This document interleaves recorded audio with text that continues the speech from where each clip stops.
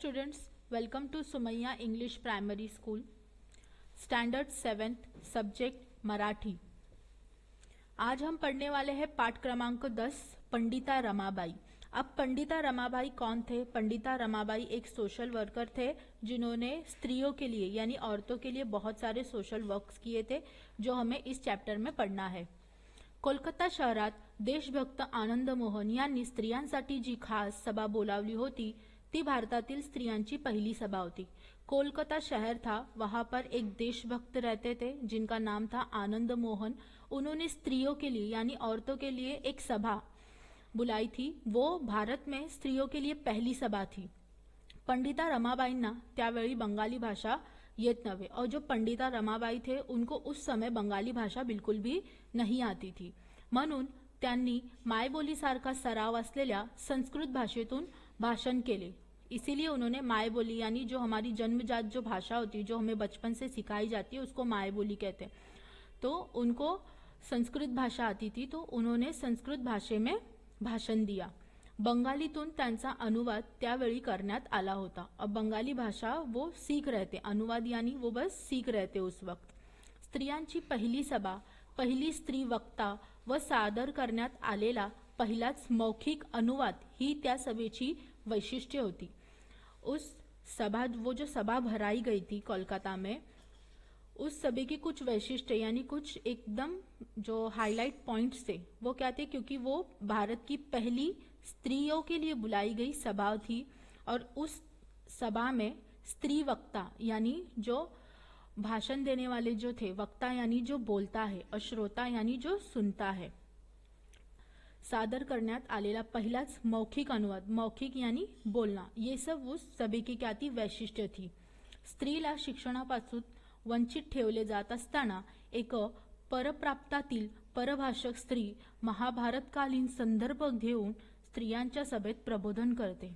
उस समय जब लड़कियों को, स्त्रियों को, औरतों को पढ़ाई से वंचित यानी दूर रखते थे, उस पीरियड में, उस समय में एक स्त्री वक्ता बोलकर सामने आना ये बहुत बड़ी बात थी। ही घटनाच फार आगळी वेगळी होती और वो सब चीजें, वो जो घटना थी वो बहुत ही अलग थी।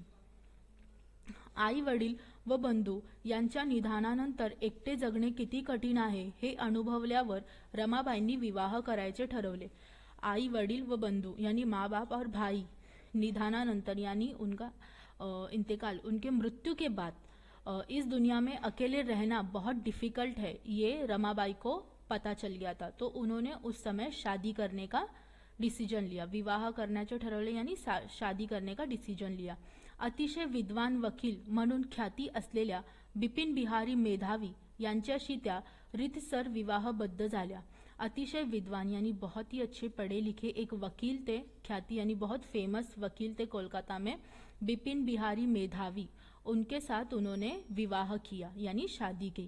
त्यावेळी त्यांचे वय 22 वर्षाचे, म्हणजेच त्या वेळच्या रूढीच्या दृष्टीनेच फारच वाढलेले होते।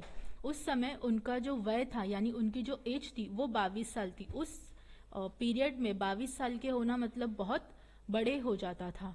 विवाहानंतर 2 वर्षाच्या आतच बिपिन बाबूंचे निधन झाले और शादी के 2 साल के बाद ही उनके पति बिपिन बापू जो थे उनका निधन यानी वो मर चुके थे। महाराष्ट्रातील सुधारकांच्या विनंतीवरून रमाबाई आपल्या तहान्या मुलीला घेऊन पुण्यात आल्या और महाराष्ट्र में कुछ सुधारक थे, समाज सुधारक, कुछ सोशल वर्कर थे। उनकी रिक्वेस्ट के वजह से रमाबाई जो थे, जो कोलकाता में रहते थे, उन्होंने क्या किया, अपने पति के निधन यानी मृत्यु के बाद उन्होंने अपनी छोटी बेटी को लिया और वो पूना में रहने चली गई। त्यांचे पहिले व्याख्यान न्यायमूर्ती रानडे यांच्या घरी झाले और उनके पहले व्याख्यान जो भाषण था वो न्यायमूर्ती रानडे, पुणे में न्यायमूर्ती रानडे के घर पे हुआ। तिथेच प्रत्येक आठवड्यात एकेका घरी त्यांचे व्याख्यान व्हावे असे ठरले और वहीं पर ऐसा फिक्स हो गया कि हर हफ्ते, आठवड्यात यानी हर हफ्ते किसी न किसी के घर पर उनके व्याख्यान यानी भाषण वगैरह रहेंगे। बाई माणूस बोलते तरी कशी हे पाहण्याची उत्कंठा प्रत्येक पुरुषाला लागली होती। बाई माणूस यानी एक लेडीज कैसे भाषण देती है ये देखने की ख्वाहिश तो हर पुरुष में, हर जेंट्स में होती है। व्याख्यानाला येणाऱ्याने आपल्यासोबत घरातल्या एका स्त्रीला आणल्याशिवाय प्रवेश मिळणार नाही, अशी पंडिता रमाबाईच्या व्याख्यानाच्या निमंत्रण पत्रिकेत एकच अट घातलेली होती। जो भी लोग भाषण के लिए आएंगे उनके साथ में एक लेडीज कंपलसरी है। ऐसा पंडिता रमाबाई का जो इनविटेशन कार्ड था उसके ऊपर ये एक शर्त थी कि अगर जो भी आदमी यहाँ पर भाषण देखने के लिए आएगा उसके साथ में एक लेडीज कंपलसरी है। अशी आठवण आपल्या सासऱ्यांबरोबर सभेला गेलेल्या काशीबाई कानिटकरांनी लिहून ठेवली होती। और ये बात उन सबको कैसे पता चली, क्योंकि वहाँ पर एक काशीबाई कानिटकर करके लेडीज थी जो अपने सासरे यानी अपने ससुर के साथ उस सभा में गई थी। स्त्रियांनी शिकले व शिकवले पाहिजे, त्यासाठी आपण मातृभाषेचे अचूक ज्ञान प्राप्त केले पाहिजे। स्त्रियांनी शिकले यानी लेडीज को, लड़कियों को सीखना चाहिए और सिखाना भी चाहिए। इसलिए उन्होंने अपनी जो मातृभाषा थी उसके अंदर बहुत ज़्यादा फोकस किया और बहुत ज़्यादा ज्ञान प्राप्त किया। शिक्षिका म्हणून उभ्या राहण्यासाठी स्त्रियांना प्रोत्साहन म्हणून शिष्यवृत्त्या दिल्या पाहिजेत। शिक्षिका म्हणून उभे रहने यानी उनको एक टीचर बनना था, तो उस टीचर बनने के लिए उनको जो मेहनत करनी थी और लड़कियों को पढ़ाई में आगे लाना था, इसके लिए उनको शिष्यवृत्त्या भी मिली थी। असी शिफारस त्यांनी हंटर कमीशन कडे केली। उस वक्त हंटर कमीशन थी, तो उन्होंने उनसे ये सिफारिश की थी कि लड़कियों को आप आगे बढ़ने का मौका दीजिए, उनको शिष्यवृत्त्या दीजिए। अनाथ, अपंग, विधवा अशा स्त्रियांची सेवा करून त्यांना स्वावलंबी जीवन जगता यावे यासाठी कार्य करण्याचा आपला निश्चय रमाबाईंनी पुणे, मुंबई, अहमदाबाद इथल्या पुढाऱ्यांना व धनवानांना कळवला। जो लोग अनाथ होते, अपंग यानी हैंडीकैप होते, विधवा होते, इन सब जो लेडीज़ होते इनको अपने लाइफ में स्वावलंबी यानी सेल्फ डिपेंडेंट बनाना और आगे ज़िंदगी अपने शर्तों पर जीने के लिए उनको उतना मजबूत करना, ये सब करने के लिए रमाबाई ने क्या किया, उन्होंने पुणे, मुंबई और अहमदाबाद में जो बड़े बड़े लोग थे, जो बड़े बड़े पैसे वाले लोग थे, उन सबको ये सब चीज़ें बताई।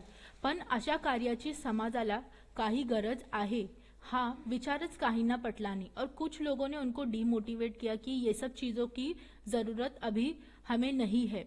एका उदार गृहस्थाने 10,000 रुपये देऊन त्या रकमेत रमाबाईंनी त्यांचे 40,000 रुपयात होणारे काम करून दाखवावे अशी अट घातली। और एक ने उनके सामने ये शर्त रखी कि मैं बस आपको 10,000 रुपया दूंगा, लेकिन इस 10,000 में आपको मुझे 40,000 रुपये का काम करके दिखाना है, ऐसी एक शर्त रखी गई। मला भारतातील सर्व स्त्रियां सारख्याच आहेत। और उन्होंने क्या कहा कि भारत में कोई भी स्त्री रहने दो, भले वो काली हो, गोरी हो, अपंग हो, विधवा हो या अनाथ हो, मेरे लिए सभी लड़कियां, सभी स्त्रियां जो औरतें हैं वो सेम है। जेथपर्यंत माझ्या शरीरात रक्ताचा एक बिंदू मात्र आहे तेथपर्यंत आपल्या स्त्री जातीचे कल्याण व सुधारणा करण्याच्या कामापासून मी पराडमुख होणार नहीं। उन्होंने क्या कहा, जब तक मेरे बदन में खून का एक बूंद भी रहेगा तब तक मैं अपनी जो स्त्री है, जो लड़कियां है, उनका कल्याण यानी उनकी प्रगति के लिए, उनके आने वाले अच्छे फ्यूचर के लिए मैं हमेशा काम करती रहूंगी। स्त्री जातीची सुधारणा करण्याचे व्रत मी धारण केले आहे।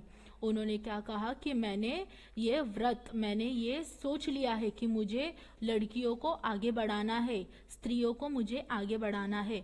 रमाबाईंच्या या उद्गारावरून त्यांना ऐकूनच स्त्री जातीची किती अपार प्रेम होते आणि त्यांचे दुःख दूर करण्यासाठी किती तळमत होती ते दिसून येते। और उनकी इन्हीं बातों पे से समझ में आ रहा था कि वो लड़कियों को कितना प्यार करती है और उनका दुख करने के लिए वो कितनी तळमळ यानी बहुत चीज़ें झेल रही है और कर रही है।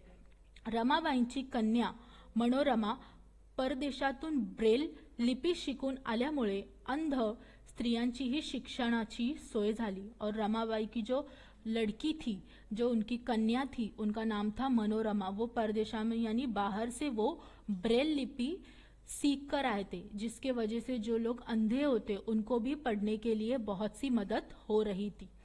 पंडिता रमाबाईंनी मुक्ति मिशन की स्थापना केली और उन्होंने मुक्ति मिशन नाम की एक घटना की स्थापना की। मुक्ति मिशन मध्ये जुजबी शिक्षण देऊन मुलींना स्वावलंबी करत असतानाच रमाबाईंनी एक एक लहान उद्योग व्यवसाय शुरुआत केला। और मुक्ति मिशन में ही जब लड़कियां पढ़ रही थी, अपनी स्वावलंबी बन रही थी, तभी उन्होंने छोटे छोटे काम करना शुरू कर दिया था। केळीच्या सोपट्यापासून टोपल्या बनवणे, यानी जो केले के जो सोपटे रहते, सूखे हुए जो पत्ते रहते, उससे टोपलियां बनाना, वाख्याचे दोरे विणणे, वेताच्या खुर्च्या बनवणे, लेस, स्वेटर, मोजे विणणे, लेस, स्वेटर, मोजे बनाना, गाई बैलाचे खिल्लर, शेळ्या मेंढ्याची चरणी, म्हशीचा गोटा, दूध दुभते, कुक्कुटपालन यानी मुर्गिया पालना, सांडपाणी, मैल्यापासून खत, भांड्यांवर नाव घालणे, भांड्यांना कलई करणे, हातमागावर कापड सतरंजा विणणे, घाण्यावर तेल काढणे, छापखान्यातील टाईप जुळलेले सोडणे, चित्रे छापणे, कागद, मोडके पुस्तक बांधणे, दवाखाना चालवणे, धोबी काम, असे कितीतरी प्रकाराचे उद्योग स्त्रियां करत होत्या। ऐसे बहुत से छोटे छोटे काम वहाँ पर लड़कियां कर रही थी। ही त्या काळातील फारच नवलाईची गोष्ट होती। ये उस जमाने की बहुत नवलाईची यानी बहुत ही आश्चर्यजनक चौंका देने वाली बात थी कि वहाँ पर लड़कियां पढ़ भी रही थी और कुछ ना कुछ काम भी कर रही थी। 2,500 लोक बसू शकतील असे प्रार्थना मंदिर बांधताना काटकसर म्हणून रमाबाईंनी त्यांचा आराखडा स्वतःच तैयार केला होता। 2,500 यानी 2,500 लोग वहाँ पर बैठ सकते हैं, उसका प्रार्थना मंदिर यानी चर्च बनाते हुए रमाबाई जो थे उन्होंने खुद ही वहाँ पर काम करना स्टार्ट कर दिया। डोक्यावर विटाचे घमेले बांधून वाहून बांधकामाला हातभारही लावला। सर के ऊपर जो ईंटें रहती है उसके घमेले रखकर उन्होंने वहाँ पर काम करना भी शुरू कर दिया। कुठलेही काम करण्यात त्यांनी कधीच कमीपणा मानला नाही। कोई भी काम करने में उन्होंने कभी भी कमीपणा यानी शर्म मानी नहीं। श्रम प्रतिष्ठेचा धडा त्यांनी आपल्या कृतीतून आश्रमातील मुलींना नेहमीच दिला। उन्होंने हमेशा सबको ये कहा है कि कोई भी काम छोटा बड़ा नहीं होता है और हमें हमेशा श्रम करना चाहिए। श्रम यानी मेहनत करना चाहिए। जितनी भी लड़कियां उनके आश्रम में पढ़ रही थी उन्होंने सबको ये बातें सिखाई हुई थी। रमाबाईंची आयुष्य म्हणजे संघर्षाची आणि संकटाची एक दीर्घ साखळी होती। रमाबाईचे आयुष्य यानी उनकी जो लाइफ थी वो संघर्ष यानी तकलीफों और दुखों से बनी हुई एक साखळी यानी एक चैन थी। पण त्या खचल्या नाहीत, लेकिन वो कहीं भी रुके नहीं। स्त्रीचा एक व्यक्ती म्हणून विचार आणि विकास करून पाहणाऱ्या पंडिता रमाबाई ह्या सहस्त्र काळातील एकमेव कर्मयोगिनी व सतशील साध्वी होत्या।